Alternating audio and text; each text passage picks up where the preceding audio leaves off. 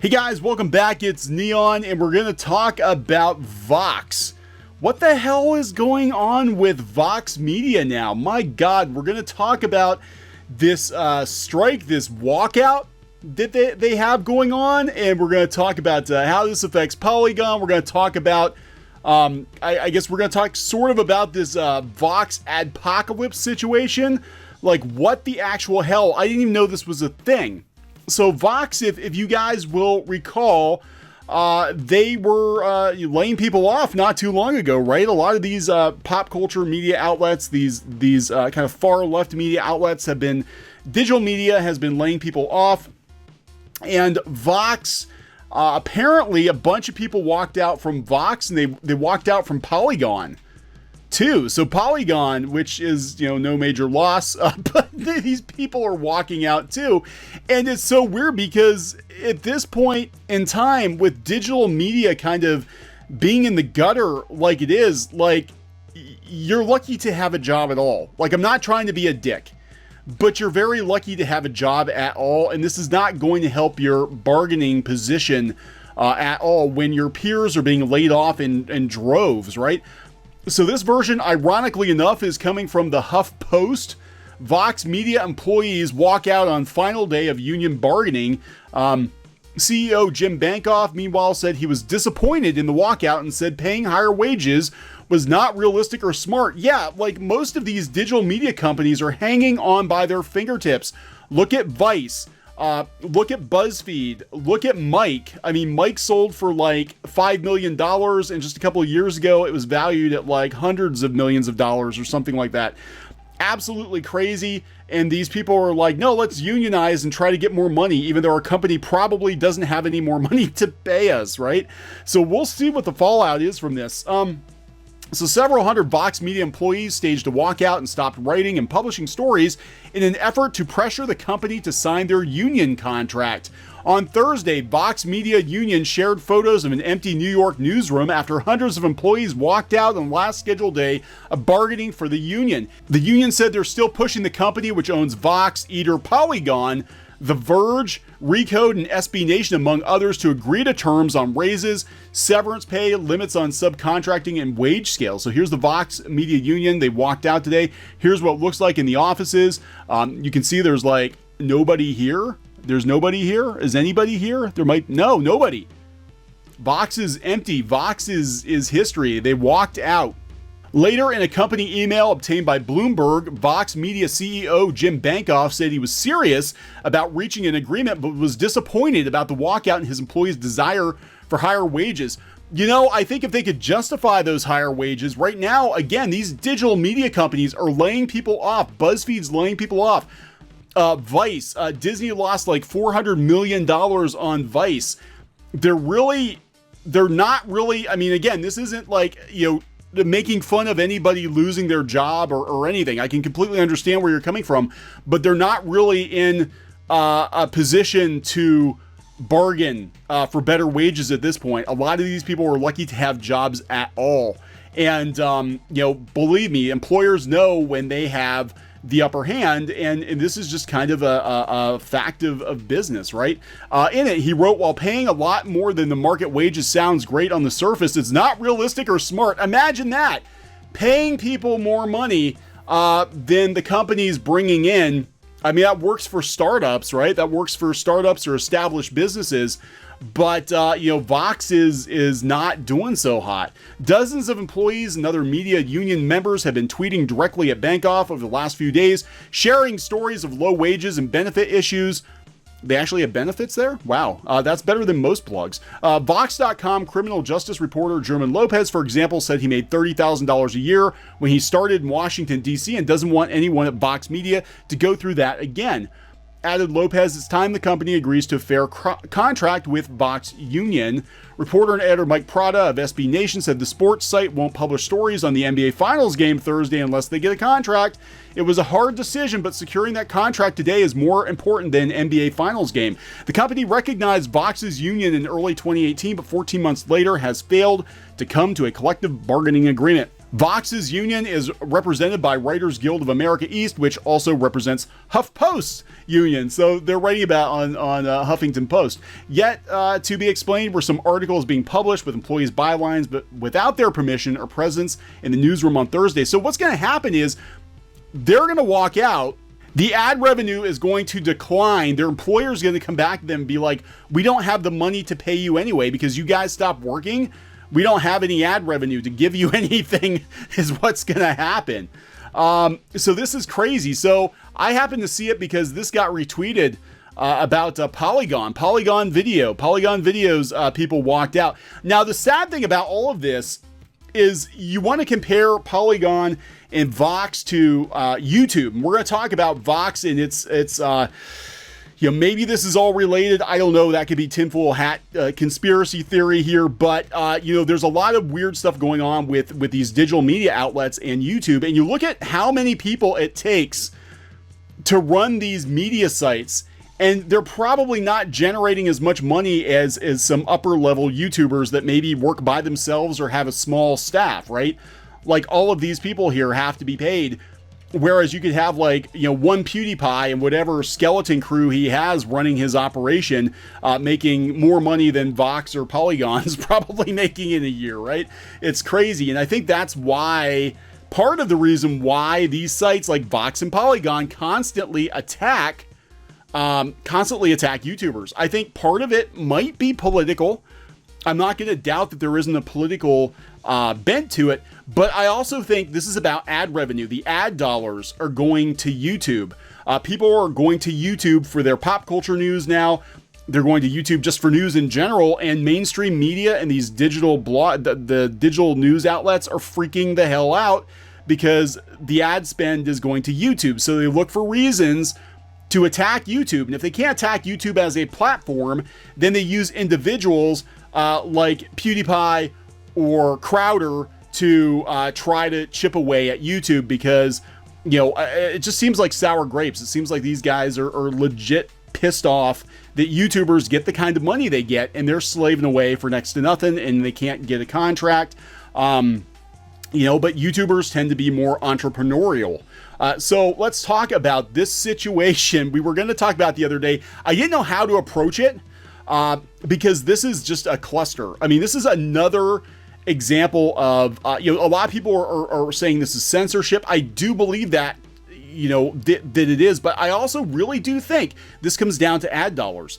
I think a lot of this is ad dollars. This is about, other news outlets attacking YouTube to try to get those ad dollars shifted from YouTube to their failing online publications or traditional media, whatever the case may be.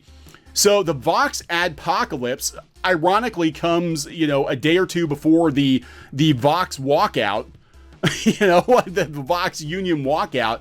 YouTubers are weighing in on the controversial new rule. So if you're not familiar with what happened with the Box Adpocalypse, basically a Vox reporter got into it with Steven Crowder, said he was calling him names and he didn't like his shirt, and that's just a very surface level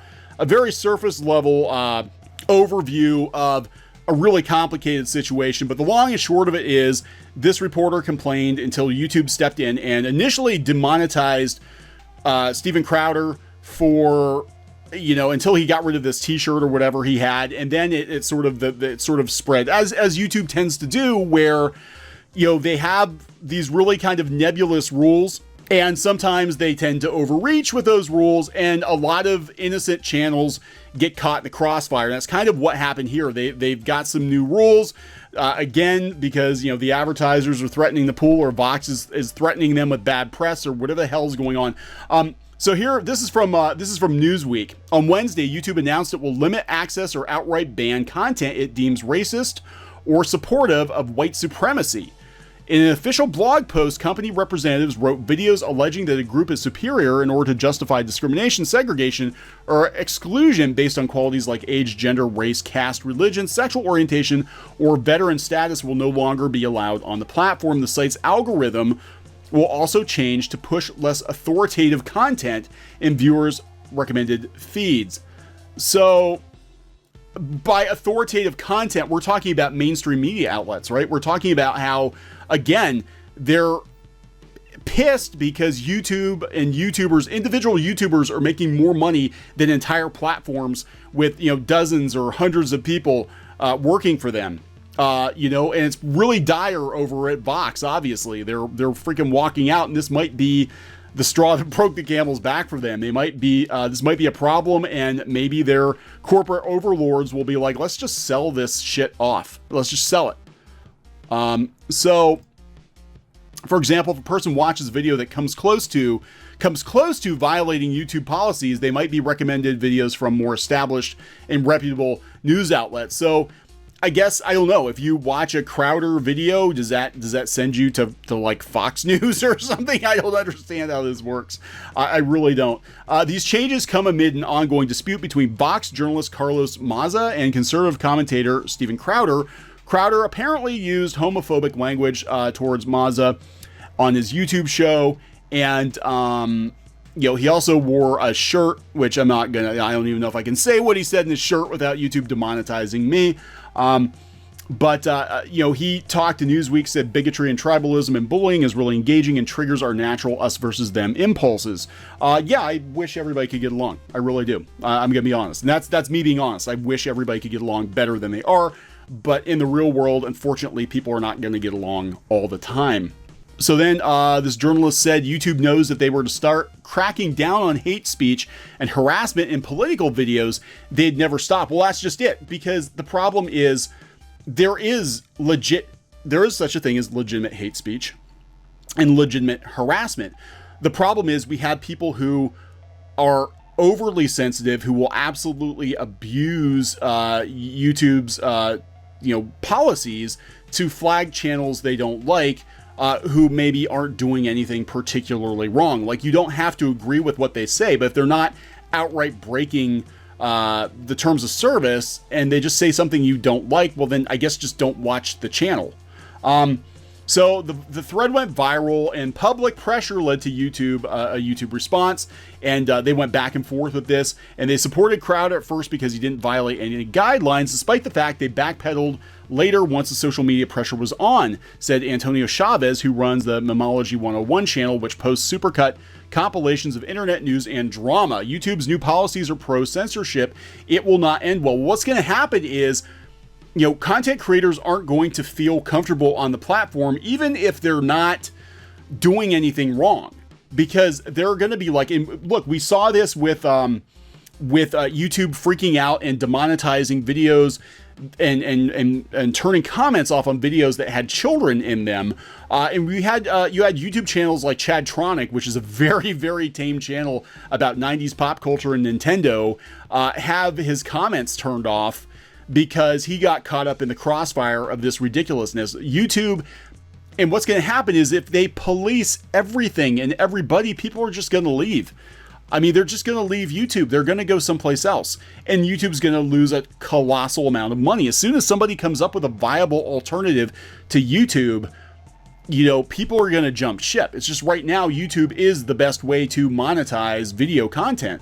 So, you know, and you're not going to like every video that's put out on YouTube. I don't like every video that's put out on YouTube. And, you know, if you don't like a video, leave a nasty comment or whatever. But it doesn't mean that, you know, that video has to be stricken from the internet just because you don't like it. If there is no legitimate harassment going on, or legitimate hate speech going on, and it doesn't violate terms of service, then, you know, they currently have a right to put their videos on the platform.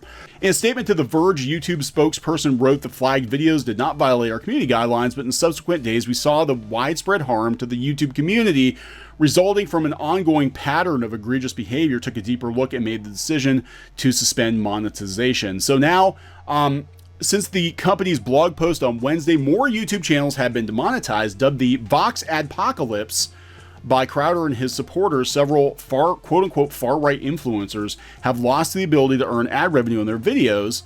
You know, so, and again, if you lose the ability to monetize, that sort of takes away the incentive to use YouTube, right, for a lot of these people. So, you know, the mindset is hit them in the pocketbook. You know, and look, there's a lot of content on YouTube I don't agree with. There are a lot of YouTubers I don't agree with, but I do believe that if they're playing by YouTube's rules, then they should be allowed to monetize, because what's going to happen is you're going to censor YouTube to the place where nobody's going to use it anymore. And I really do think it's so weird that Vox is involved in this, because I really do think this is mainstream media and digital media attacking YouTube. We saw it before with PewDiePie. We saw it with all the drama surrounding, Logan Paul. We saw it with, the kids' videos being flagged because there was some weirdo ring going on there. When you had a YouTuber had like 25,000 subs and he like took down so many YouTube channels.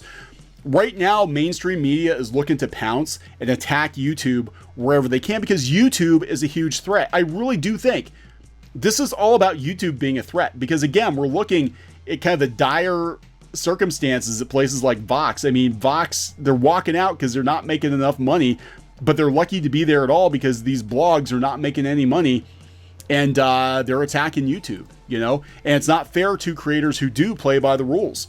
And yeah, there are some iffy people on YouTube, but that's not everybody. The platform itself is not toxic.